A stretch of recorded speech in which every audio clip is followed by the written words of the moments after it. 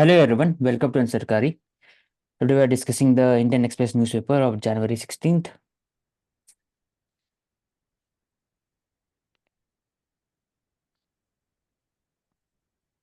First article, Europe affordable.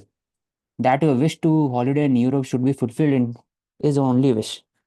1.5 lakhs. Glimpse of 5 countries in 6 days. This is advertisement of the Europe.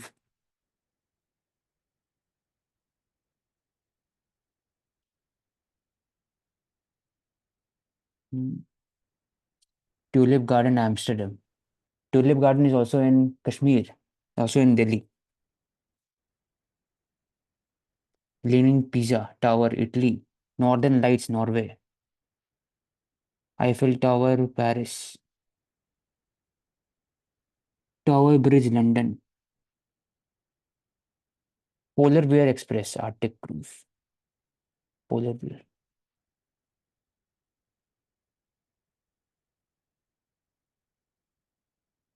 Eastern Europe, Western Mediterranean Europe. Hmm.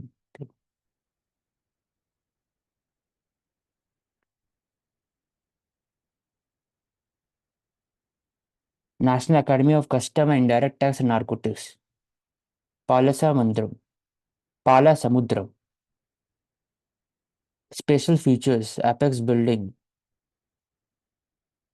upskilling, training of the fields of custom, GST, central excise drug law,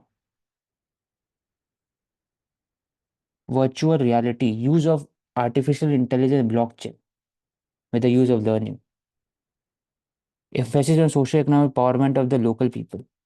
Two new institutions have been opened for the custom and direct tax narcotics. Palasamudram.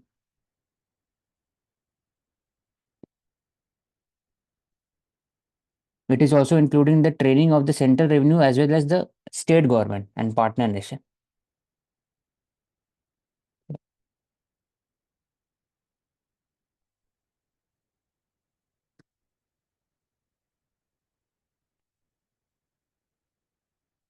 China buys US semiconductor despite ban.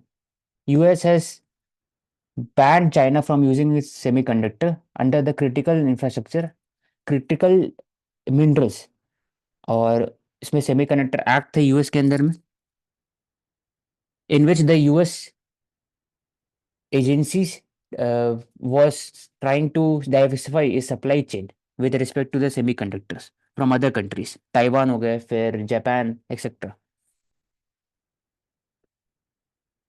But despite the ban, China buys US conduct semiconductor. I think it is through the illegal channel and also the private bodies.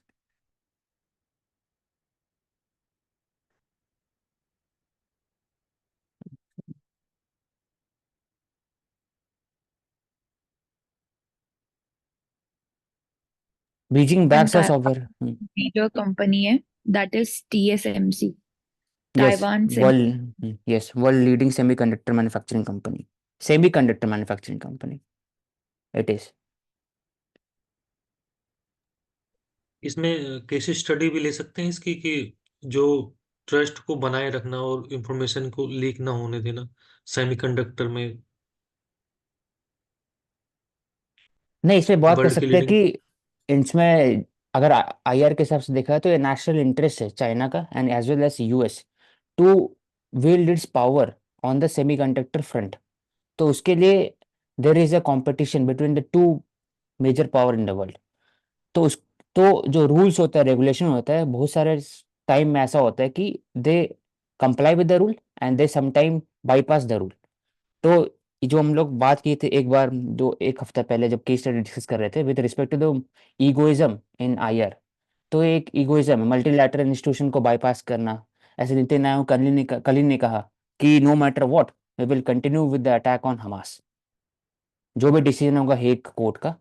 तो ये countries का अगर ethics का उठाना ही है it is a national interest supreming surpassing over the international ethics standard जो. तो इसका एग्जांपल ले सकते Beijing backs our sovereignty, ties set to reach new height. With regarding to the Maldives and India relationship, currently, Maldives President Mohammad Mizu have visited China. He talked about no small nation can be bullied, but he did not raise question over the Taiwan. Secondly, he said that he will be partnering with Beijing on the issue of BRI, Belt and Road Initiative, and also the development, diversification of development in Maldives from different countries. For example, Turkey and China and Iran, etc. China had provided assistance to development of Maldives since 1972. And earlier, the Maldives was closer to India since 1965 when Maldives got independence. लेकिन अभी there is a thaw in relationship.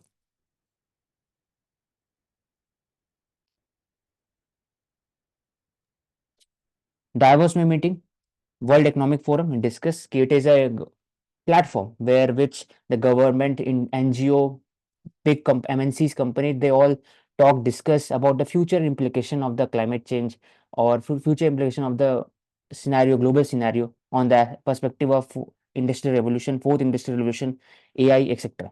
तो इससे पता लगता है कि long term में vision क्या है टॉप लीडर्स का world wide in both private sector and public sector. तो इसलिए the world economic forum is important और यूपीएससी में क्वेश्चन पूछता है वर्ल्ड इकोनॉमिक फोरम के रिलेटेड. उसके कुछ आते भी है, फॉर एग्जांपल रिपोर्ट्स आते हैं तो रिपोर्ट्स याद करना जरूरी है मैच द फॉलोइंग के लिए. तो important element war, climate change and AI. War in Hamas Israel अगर बोल सकते हैं. Second is war in Ukraine. AI regulation, EU Act. India is also talking about the regulation of AI and climate change mitigation, where developed countries and underdeveloped countries and developing countries should come together for the sustainable method to mitigate climate change. तो ये एक बात हुआ था. इसमें add करना चाहूंगा उसी जो वर्ल्ड इकोनॉमिक फोरम है उसने फ्यूचर ऑफ ग्रोथ 2024 की रिपोर्ट जारी की है. उसने कहा है कि वैश्विक आर्थिक जो वृद्धि है वो 3 दशकों के सबसे निचले स्तर पे चली गई है. रीजन्स दिए जलवायु संकट है या फिर सामाजिक अनुबंध है और जो वैश्विक चुनौतियां हम देख रहे हैं उसकी वजह से. इससे अलग 107 देशों की अर्थव्यवस्थाओं का विश्लेषण किया. उसमें देखा कि जो उच्च आय अर्थव्यवस्था वाले देश थे वो नवाचार और समावेशन की तरफ फोकस कर रहे हैं, उसमें अच्छा कर रहे हैं, लेकिन निम्न आय वाले देश स्थिरता पे फोकस कर रहे हैं, स्टेबिलिटी पे. हम्म. तो ज्योग्राफी पर्सपेक्टिव से alpine snows, alpine mountain, Switzerland, Davos it is in Switzerland. जय जगन्नाथ. तो related this one, PRASAD scheme बात करते हैं कि rejuvenation of the cities that is important for the pilgrimage site and central government tries to promote all the pilgrimage site in India under the PRASAD scheme. लेकिन Orissa government का भी responsibility रहता है कि वो प्रमोट करे. उसके तहत ही 4,200 crore have been given to the Puri for development of the surrounding region around the Jagannath temple complex so that the pilgrimage can be sites can be promoted. तो जगन्नाथ टेम्पल इम्पोर्टेंट क्योंकि द्राविडियन आर्किटेक्चर और south में रहते हैं, ये नगारा style of architecture है 11th century 12th century 18 के समय. Fog we discussed two weeks before difference between a mist, fog, smog and photochemical smog. तो सबसे ज्यादा हेवी स्मॉग होता है क्योंकि स्मोक प्लस फॉग होता है. तो इसमें लिखा apart from fog what else is behind delays at Delhi airport. तो लो विजिबिलिटी फॉग के कारण ही हुआ. Second, to handle aircraft in extremely low visibility is very difficult. Cascading effect on the network was apparent from the Mumbai airport, world second largest, was unaffected by smoke. लेकिन वहां पर भी delay हुआ क्योंकि बिजी एयरवेज है बाकी सब, इसलिए।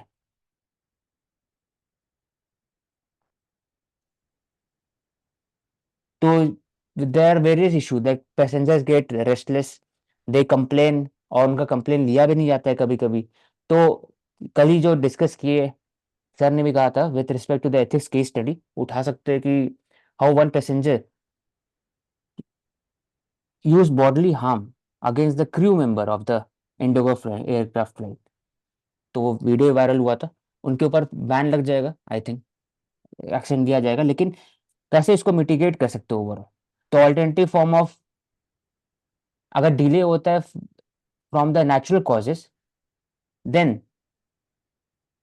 तो फ्लाइट का कोई रिस्पॉन्सिबिलिटी इसमें बहुत कम, अकाउंटेबिलिटी कम है। अगर नेचुरल कॉज के अलावा डिले डिले होता है for technical issue in the flights etcetera, तो आई थिंक जो टिकट्स में है, उनका दाम कम करना चाहिए, या फिर कुछ एक्स्ट्रा उन्हें इंसेंटिव मिलना चाहिए जो बॉर्डर है।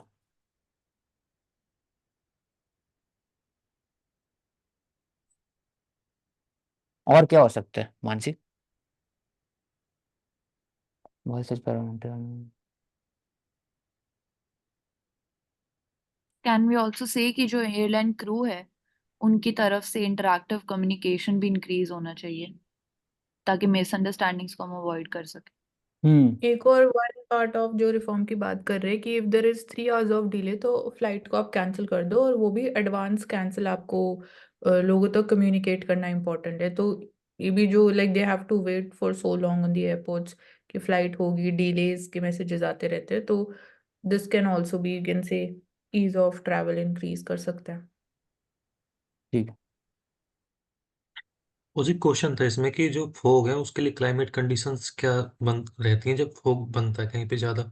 सेकंड है कास्केडिंग इफेक्ट को आप बताओगे, इनपुट एंड आउटपुट के मतलब इकोनॉमिक्स के प्रोस्पेक्टिव में कैसे वर्क करता है। कैस्केडिंग इफेक्ट बात हो रही है कि बीजीएस एविएशन रूट, इसमें बात हो रहा है। अगर एक जगह बीजीएस है तो हो सकता है ना कि दूसरे एयरपोर्ट में भी एक तरह से इम्पैक्ट हो, इसके लिए कारण कैस्केडिंग इफेक्ट की बात हो रही है। इकोनॉमिक का, इकोनॉमिक कैसे बता सकते हैं? इकोनॉमिक फॉर एग्जांपल इन्फ्लेशन का बात कर सकते हैं, इम्पोर्टेड इन्फ्लेशन की बात कर सकते हैं, वहां से कैसे इम्पैक्ट होते हैं इंडिया का सीपीआई और डब्ल्यूपीआई, वो डिफरेंट हो जाता है। It is not talking about that economic front. और फॉग का एंड पैरामीटर, फोग। फॉग का पैरामीटर बात करते हैं कि पहली बात है ओपन स्पेस, ओपन एयर नहीं होना चाहिए। फॉर एग्जांपल क्लाउड नहीं होना चाहिए फॉग के समय में, क्योंकि क्लाउड अगर रहेंगे तो I terrestrial radiation it will be absorbed, और उसके कारण फॉग फॉर्मेशन नहीं होगा। ये होना चाहिए आई थिंक। कुछ 3 से 4 फैक्टर्स होते हैं फॉग फॉर्मेशन के लिए। फर्स्ट ऑफ ऑल मॉइस्चर जो होता है वो ज्यादा होता है एयर में। उसके अलावा जो टेम्परेचर होता है, कूलर टेम्परेचर होता है, जिसकी वजह से जो अभी हाईलाइट किया, रेडिएटिव कूलिंग जो है नाइट के टाइम पे वो इंक्रीज हो जाती है वैलीज, जो ओपन वैलीज ओपन फील्ड होती है वहां पे। एंड थर्ड है कि विंड, जो विंड होती है वो बहुत कम होती है, जिसकी वजह से जो एयर है वो मिक्स नहीं हो पाती, एंड जो वाटर वेपर है, जो कंडेंसेशन है वो हो नहीं पाती है क्योंकि विंड नहीं होती है। उसके अलावा टोपोग्राफी जो है, ओपन फील्ड है, वैली है, माउंटेन एरिया है, तो वो भी मैटर करता है। हम्म। ट्रू। तो वी डिस्कस डब्ल्यू, वहां पर डिस्कशन हुआ with respect to stakeholder capitalism. कल ही एथिक्स की स्टडी में देखे, स्टेक होल्डर कैपिटलिज्म इज कि आप प्रॉफिट करिए, लेकिन you have the responsibility for the improving the social capital, because you live in the society and you have the moral responsibility कि आप अपलिफ्ट करो सोसाइटी को। उसके एग्जाम्पल एक एग्जाम्पल है CSR हो गया, स्टेक होल्डर कैपिटलिज्म का। दूसरा एग्जाम्पल है कि आप ESG हो गया, equity social and environmental norms हो गए, सोशल गवर्नेंस, तो वो ESG नॉर्म्स हो गया।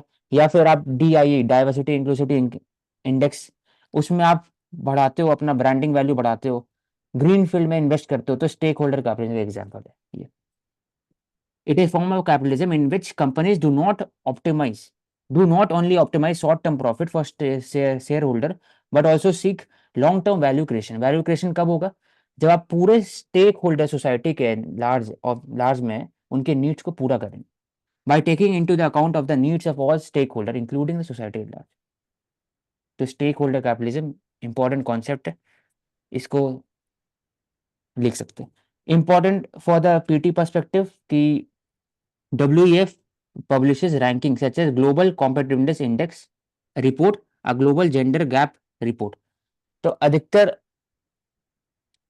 डिफरेंसेस है, जैसे ग्लोबल फाइनेंशियल स्टेबिलिटी वो IMF का रहता है, लेकिन कॉम्पिटिटिव का बात करेंगे, जेंडर गैप का बात करेंगे, जनरल टॉकिंग पॉइंट्स रहेंगे इसमें WEF के अंदर में। तो report what latest inflation data sees, what is CPI inflation, how it is calculated, and why do food prices tend to have the biggest impact on the consumer inflation। तो comparing the core inflation मतलब ये हुआ कि without food and fuel inflation और inflation data. तो fuel और food core में क्यों पार्ट नहीं होता है, क्योंकि बाकी जब जो प्रोडक्ट होते हैं they are mostly dependent on the supply and demand. Food and fuel में कभी कभी इम्पैक्ट होता है मोस्टली फ्रॉम द आउटसाइड, और उसके बाद फिर वॉलेटिलिटी ज़्यादा रहता है, इसलिए इसको कोर और हेडलाइन बोलते हैं। A major inflation data, the wholesale price index inflation rate, WPI inflation rate, और MOSPI ministry of statistics and programme implementation, उसके अंदर में NSO है, वो बोलते हैं वो इस्टेब्लिश करते हैं various indicator with respect to the CPI weekly basis. NSO 6 component होते हैं, फूड बेवरेजेस, उसके बाद फिर इंटॉक्सिकेंट बोल सकते हैं, tobacco, other intoxicant, clothing, footwear, housing and fuel and light and miscellaneous, education health service etcetera. तो CPI में सर्विस सेक्टर भी रहेंगे क्योंकि कंज्यूमर एक तरह से प्राइस इंडेक्स है, और WPI जो होलसेल है उसमें सर्विस सेक्टर नहीं रहेंगे।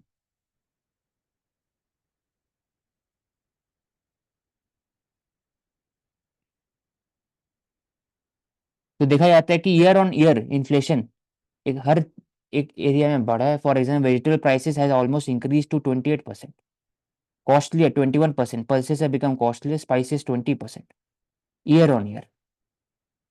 कुछ जगह पे एंड कल इन्फ्लेशन कम है, हाँ कुछ जगह में ज्यादा है। फॉर एग्जांपल उड़ीसा में 8.7, दिल्ली में 2.9, सबसे कम। कल हमने ये भी कवर किया था, जो कोर इन्फ्लेशन है that is been recorded at 3.9%, that is below 4% जो टारगेट है exact of inflation. So that is also a problem कि वी डू नॉट एक्सपेक्ट या we do not want inflation to be much below than 4%, क्योंकि जो reason है उसके पीछे भी why the decline is happening, because the demand, the consumption demand, the private final consumption demand has been falling, so that shouldn't be the reason for the fall behind the inflation. Hmm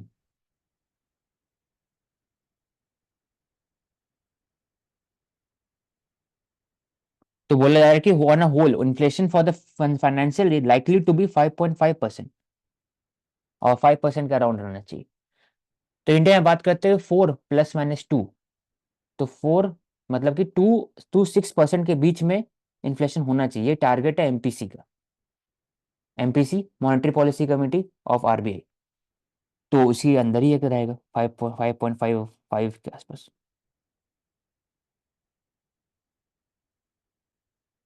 higher inflation सही नहीं होता है, political ramification भी है, क्योंकि higher inflation कारण there is eroding of the savings, क्योंकि आप वेजिटेबल कॉस्ट बढ़ जाएगा तो ऑटोमेटिकली सेविंग इरोड होगा, उससे इम्पैक्ट पड़ता है वोटर टेंडेंसी और पीपल एक्सपेंडिचर पैटर्न में। इसलिए हाई इन्फ्लेशन ज़्यादा ठीक नहीं होता, लो भी इंपॉर्टेंट नहीं होता। लो में फिर डिमांड घट जाता है और फिर आप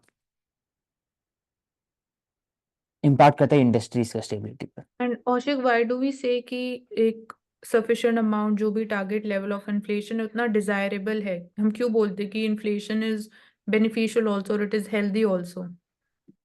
it is desirable because it leads to job creation, क्योंकि एक सस्टेनेबल अमाउंट ऑफ इन्फ्लेशन अगर रहेगा तभी banks will give more liquidity to the companies at a certain interest rate.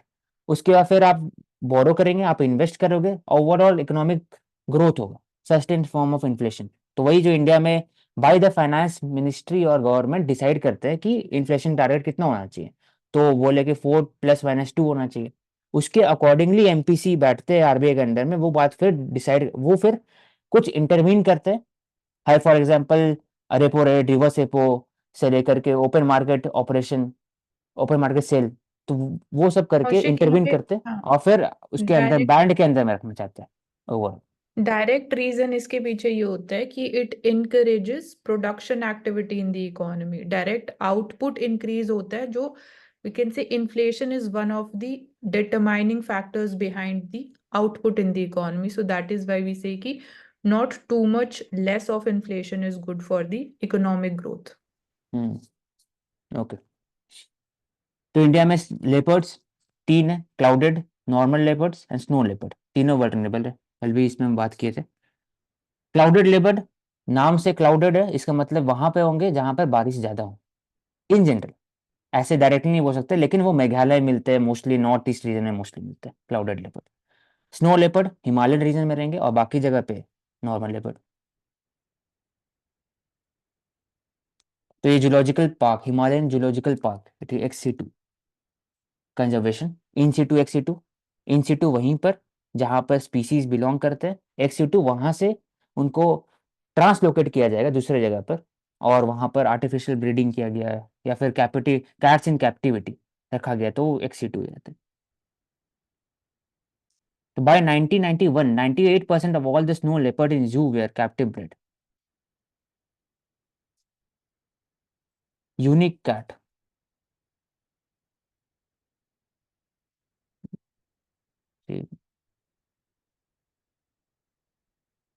Arun Yogiraj, इनका एग्जाम्पल ले सकते हैं कि कैसे उनके फादर और उनके पिताजी के पिताजी भी इसी ट्रेडिशन में थे, स्कल्पचरिंग ट्रेडिशन में। और थांजावुर और साउथ में जो थांजावुर और मैसूर, उनके लिए वो आइडल्स बनाते थे, मूर्ति बनाते थे। तो वे I think third fourth generation है स्कल्पचर।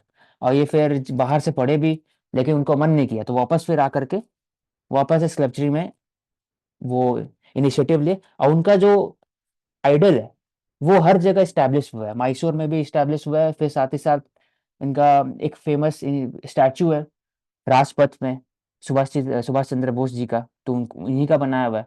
सेकेंडरी आदि शंकराचार्य जी का स्टैचू जो केदारनाथ में, इन्हीं का बनाया हुआ है। और फिर हाल फिलहाल में Ramlalla idol to be installed in Ram Janmabhoomi, इन्हीं का बनाया हुआ है इन द गर्भगृह सैंक्टम सैंक्टोरम। तो इनका एक कॉन्ट्रीब्यूशन है towards the Indian society culture heritage, कैसे प्रिजर्व करते हैं और लॉन्ग टर्म इंटेंजिबल हेरिटेज को टेंजिबल कैसे बनाया जाए।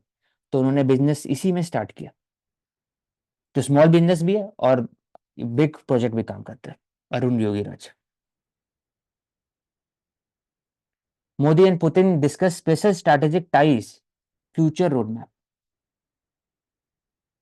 तो special and privilege strategic partnership between the two countries, exact word special and privilege. Special क्यों है? क्योंकि over the years 75 years of independence India का, और कभी भी दोनों के बीच में थॉ नहीं हुआ, हेजिस नहीं है, कुछ डिप्लोमेटिक बोलेंगे तो न्यूट्रलिटी नहीं हुआ है, हमेशा वार्मथ रहा है। ओवर स्पेशल है। प्रिविलेज क्यों है? क्योंकि लॉन्ग टर्म जो स्ट्रैटेजिक इंटरेस्ट है with respect to the multipolar world, to contain the China and US growth, दोनों चाहते हैं लॉन्ग टर्म में, क्योंकि दोनों के पास अपना इतिहास है, अपना हेरिटेज, कल्चर, ट्रेडिशन, सिविलाइजेशन। वो चाहते हैं कि किसी और के अंडर में नहीं रहे, चाहे इंडिया भी, इसलिए स्ट्रैटेजिक ऑटोनॉमी की बात करते हैं, रशिया की बात करते हैं। इसलिए long term strategic partner privilege, special and privilege between two countries. Future initiative का बात कर रहे हैं दोनों। External minister M Jaishankar, Iran president Ebrahim Raisi, he met him in Tehran. तो future initiative various issues such as regional issue, global, including the Russia presidentship of the BRICS, इस पे बात हो ऑफ 2024। तो ब्रिक्स में ब्रिक्स+6 हो गया अभी, उसमें UAE, Saudi Arabia, Egypt, Argentina, वो फिर उसमें आया नहीं, एक्सेप्ट नहीं किए, तो ब्राजील हो गए, और एक और कंट्री इथोपिया। इतने कंट्री एडिशन हुआ ब्रिक्स में। But achievement in practical cooperation between the areas, trade अभी कम है इंडिया के साथ, लेकिन अभी बढ़ा है 2 साल में, क्योंकि import from the Russia has increase manifold. Oil import. Mostly it was oil import were done from Iraq and Saudi Arabia. तो इसमें रशिया सेकंड फर्स्ट रैंक पर आए थे, वापस फिर सेकंड थर्ड में चले, क्योंकि जैसे जैसे नॉर्मलाइजेशन हो रहा है. Economic, scientific and technical cooperation बोलेंगे तो Russia and India is jointly manufacturing BrahMos. Nucleus submarine भी लिया जाता है वहां से, एयरक्राफ्ट कैरियर भी लिया जाता है सेकंड हैंड. उसके बाद फिर डिफेंस इक्विपमेंट आ गया, उसमें भी रशिया का कंट्रीब्यूशन है. With respect to the Kudankulam project, और जो बांग्लादेश में न्यूक्लियर प्रोजेक्ट का भी बात हो रहा है, वो भी रशियन कोऑपरेशन है. एनर्जी हो गया, ट्रांसपोर्ट, लॉजिस्टिक. इसमें फिर cooperation in Russia far east, Vladivostok, जहाँ पर इंडिया ने $1 बिलियन प्लेज किया था in that region for the development of the warm sea port. एक ही पोर्ट है रशिया के पास जो है पैसिफिक में मिलता है, वो व्लादिवोस्टोक रीजन में, Russia far east. They discuss, Davos में भी मीट हुआ तो उसमें discuss peace formula for Ukraine with host of Switzerland. तो important keyword strategic convergence. Convergence क्यों है? स्ट्रैटेजिक लॉन्ग टर्म ऑटोनॉमी होगा, खुद अपना सोच सकते हैं, सॉवरेंटी प्रोटेक्ट कर सकते हैं. कन्वर्जेंस दोनों का जो एम लॉन्ग टर्म है वो कन्वर्ज करते हैं एक जगह पे. एक जगह वही है कि मल्टीपोलर वर्ल्ड होना चाहिए. दूसरा कि चाहे कुछ भी हो, कैसे भी ग्लोबल पावर शिफ्ट हो, इंडिया और रशिया का रिलेशनशिप स्टेबिलिटी की तरफ है, तो कन्वर्जन वहां पर. जियो पॉलिटिकल इंटरेस्ट अलग अलग है और म्यूचुअल बेनिफिशियल, तो ये दे सकते हैं.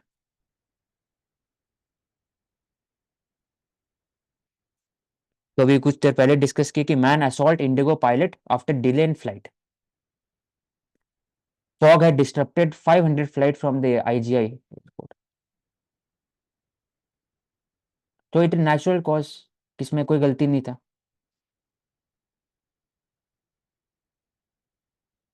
तो दिखा है कि unruly passenger will be dealt strongly.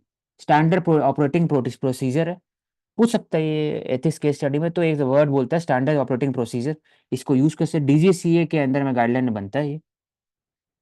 With regarding to the decorum that is to be maintained in the aircraft by both the crew member, pilot and also the passengers.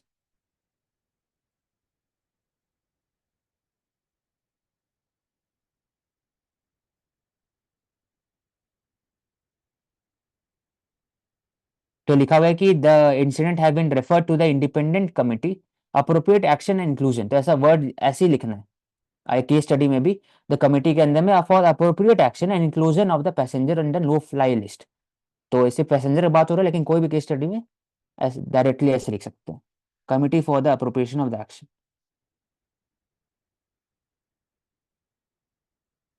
तो इसमें दो बात कर सकते हैं, एक तो सेंसिटाइजेशन ऑफ द पैसेंजर, क्या आप मैसेज के थ्रू बोल दे we are very sorry, we regret the issue, ऐसे डायरेक्टली कुछ भेज सकते हो. या फिर क्रू मेंबर का भी जो एक ट्रेनिंग होना चाहिए फॉर द सेंसिटाइजेशन, उसको बढ़ा सकते हैं.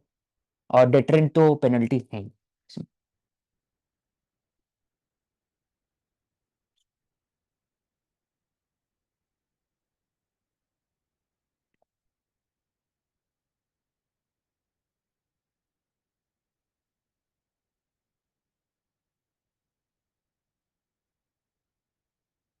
Due to the fog the flights have been delayed. तो इसमें गाइडलाइन दिया हुआ कैसे आप अनरूली बिहेवियर को करोगे. तो publish real time information on delays, tell passengers via WhatsApp, SOPs to airline. Standard protection protocol दिया हुआ है to the airlines. Airlines may cancel sufficiently in advance such flight that are anticipated to be delayed. Consequently, delayed account beyond period 3 hours आप जा करके passenger को आप directly message कर दो व्हाट्सएप में. तो एक रियल टाइम इंफॉर्मेशन, जैसे ट्रेन में होता है कि आप रेल, एक ऐप है उसमें देख सकते हो, अगर लेट है आप लेट से जाओगे एयरपोर्ट, जरूरत ही नहीं है एयरपोर्ट में बैठने का.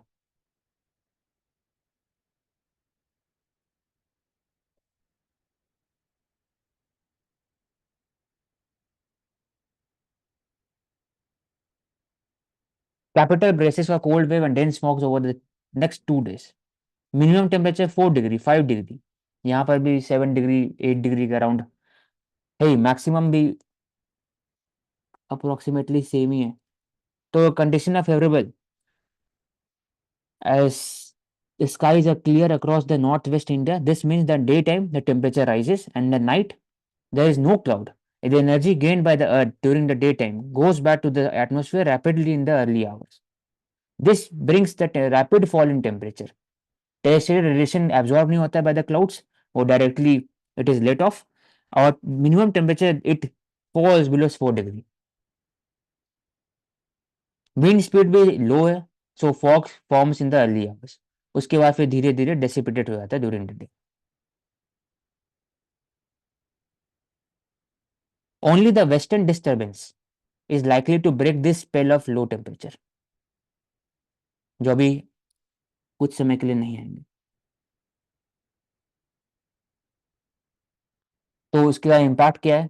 Chest infection, flu case spike, mix of winter pollution says the doctor. Influenza H1N1 virus, chest infection, it has been caused specially for the comorbid condition.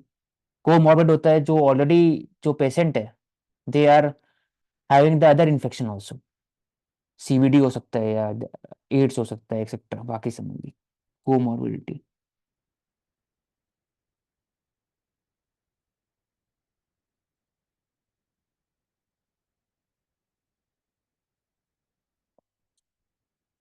Self reliant India and defence sector, INS Vikrant, helicopter Prachand and Tejas, HAL, it makes the Indian forces stronger.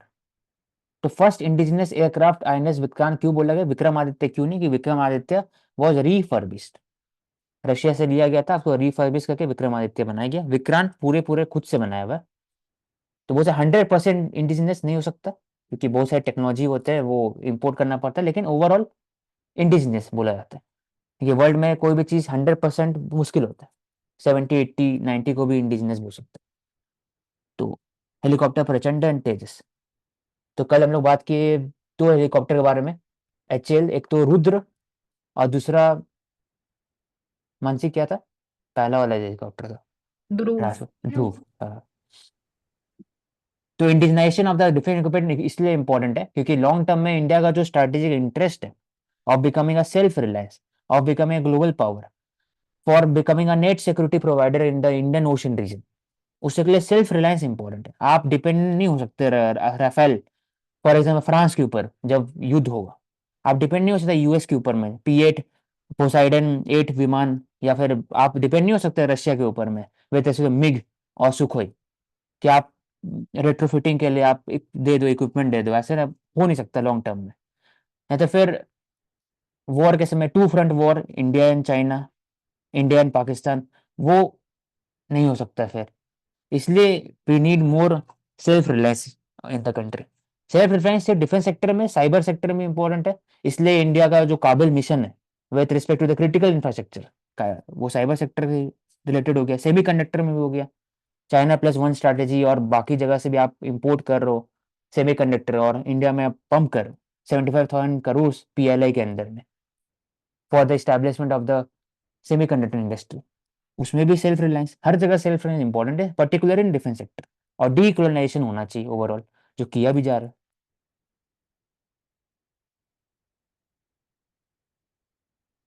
Dunki racket, तो Dunki root का बात हो रहा था कि 200 Bangladesh Nepal national to the European countries, Delhi police have busted a large donkey racket in the city। अब है कि नेपाली नेशनल यूरोपियन कंट्रीज में जा नहीं सकते क्योंकि उनके ऊपर में वीजा मिलना मुश्किल होता है, बांग्लादेश के पीपल जा नहीं सकते, तो वो क्या करते हैं कि फेक आधार कार्ड बनाते हैं, वीजा बनाते हैं, इंडियन नेशनल के नाम पर हो जाते हैं फिर। हाँ वही, expired visa, fake police clearance, educational certificate etcetera. Mohammad Anowar Kazi who living in India illegally would arrive in East Delhi Mayur Vihar after arrested January 5। Donkey route is a route, illegal route used by the several illegal companies, transportation company बोल सकते हैं, वो India से पैसा लेते हैं Indian लोग से, 50,000 रुपीज, 1 लाख, 5 लाख, 10 लाख भी हो सकते हैं, और फिर वो रूट के थ्रू, रूट मेक्सिको के थ्रू यूएस, या फिर यहाँ से मिडिल ईस्ट, मिडिल से लेकर फिर टर्की, बोट से फिर आप इटली से लेकर यूरोप, या फिर आप कनाडा से भी यूएस जा रहे हो। तो ये 2-3 एरिया जहाँ डंकी रूट ऑपरेट करते हैं।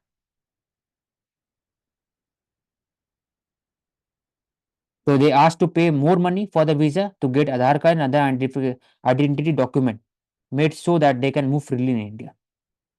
They used to employ agent from Kolkata, जब बांग्लादेश का बात हो रहा है, to get their fake Aadhaar card. They charge between 1 lakh to 5 lakh rupees.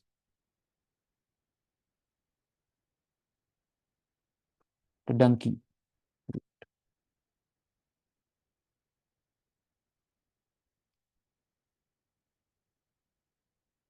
So with regarding to the Russia we discussed, हम ईरान के साथ किया कि ईरान के साथ क्या रिलेशनशिप लॉन्ग टर्म। इंडिया को पता है कि if we are mostly dependent on Saudi Arabia and UAE, तो we have to diverse the players in the Muslim world, Sunni और शियाज। तो शिया के लिए इंपॉर्टेंट है ईरान, सॉफ्ट पावर के लिए। दूसरा, connectivity to the Afghanistan Iran के थ्रू ही होता है, north south corridor, international north south transport corridor. 4 बार पोर्ट में इन्वेस्टमेंट है, लेकिन धीरे धीरे बन रहा है, अभी वो पूरा बन के भी तैयार नहीं हुआ। तो और रेड सी अटैक, क्योंकि Iran is located in the very important region जहां से ऑयल इंडिया इंपोर्ट करते हैं, और रेड सी अटैक एक तरह से दिखाता है कि हुदी रेबल्स, हमास और Hezbollah, they are mostly outfit of the Iranian intelligence agency. तो हो सकता है कि ईरान से बात करके मेरे शिप पर अटैक नहीं हो, इंडियन शिप पर अटैक नहीं हो लॉन्ग टर्म में। तो India is talking to Iran with regarding to this grave concern to the international community, and such threat have direct bearing on Indian energy as well as economic interest. They have talked with respect to the Western Asian conflict, wider conflict, जो Israel Hamas हो रहा था वो wider conflict में बदल रहा है, and challenging situation in the red sea were also the meeting points.